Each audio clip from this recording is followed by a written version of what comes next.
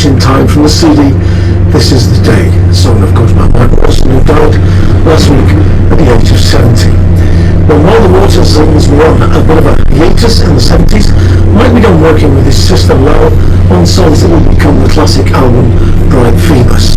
Martin Carthy, Ashley Hutchins, Maddie Pryor, Tim Hart and Richard Thompson were amongst those who provided the backing music, and the album had such a fantastically unique flavour. It was atmospheric, it was haunting and sometimes quite playful. The songs reflected both the tradition but also had lots in common with the Beatles and rock and roll and songs that had influenced the Watersons during their childhood. Well, I stayed with Bill Leader down in London. I was touring down there. Bill Leader of course produced the album Bright Phoebus, and I went along to many of the recording days where this wonderful track that we're playing now as a tribute to Mike being recorded. It's called Bright Phoebus. Mike was a lovely man. He had a heart the size of a planet and a wit to match it.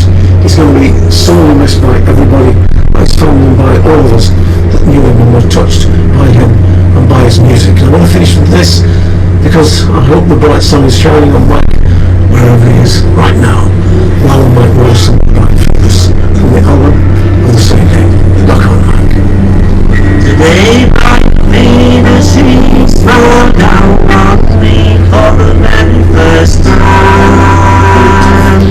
For the very first time, she smiled on me.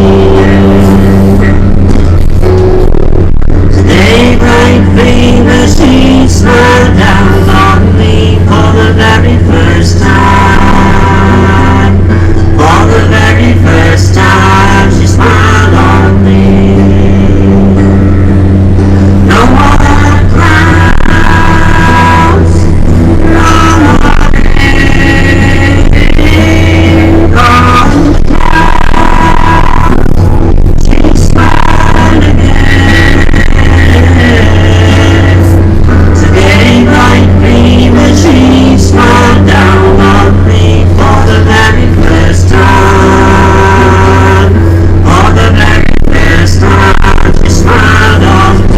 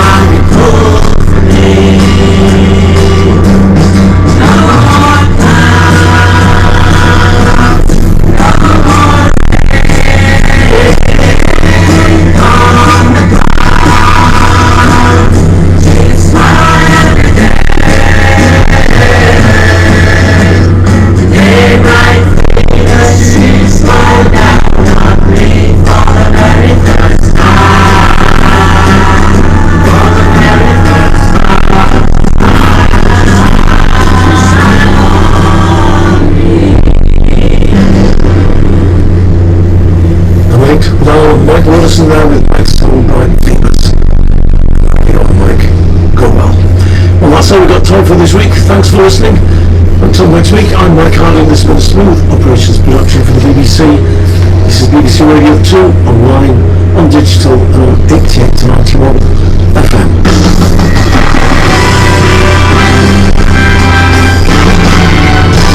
It's news at 8 o'clock. This is Charles Carroll. Police are urgently reviewing the cases of thousands of suspects after a court ruling restricted their powers to bail them for further questioning. The ruling, in a case involving Greater Manchester Police, means that suspects can be released on police bail for no more than 4 days. Previously, the officers could release people on bail for weeks while they completed their inquiries. France has been supplying weapons to the rebels in Libya. FS Chief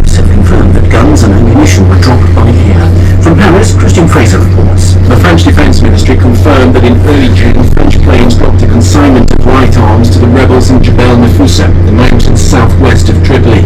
In all, 40 tons of light arms were sent, including rocket launchers, assault rifles, machine guns, and anti-tank missiles. The French got most of the cargo by parachute, but there are reports light armoured tanks were driven across the Tunisian border. The statement is likely to bring further criticism from the likes of Russia and China, who believe NATO and its allies have already gone beyond the remit of UN Resolution 1973, and are now fighting on the rebel side.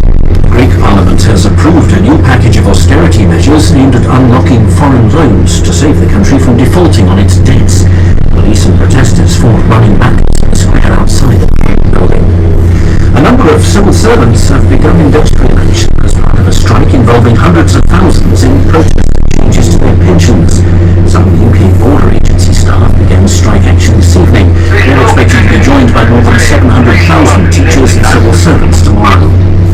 The designer Sir Terence Conrad is giving £17 million of his own money to help pay for the Design Museum across London.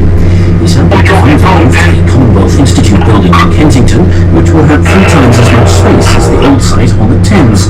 Sir Terence explained why he thought it was a worthy cause. It is my ambition to have the world's greatest design museum. We are thought of as the greatest creative nation in the world, so why not have the best, most beautiful design museum? Tennis, Andy Murray is through to his 3rd Wimbledon semi-final. He came through after beating the Spaniard Feliciano Lopez in straight sets. He'll meet the defending champion Rafael Nadal in the next round. Murray said that this year he was determined to reach the final. I'm playing well. Obviously you get pushed more and more as the rounds go on. I'm sure in the next round I'm going to get pushed even harder and I'm going to have to up my game again. I've played a little bit better every year. I've come here, lost in semis the last 2 years, and I want to go forward. So I'm really looking forward to this match. And in a major upset earlier, the Frenchman Wilfried Tsonga came from 2 sets down to knock out the former champion, Roger Federer. And that's the BBC News at 3 minutes past 8. Our next is at 9. On digital and on 88.91 FM. Joe Wiley on BBC Radio 2. Hello, this is Manfred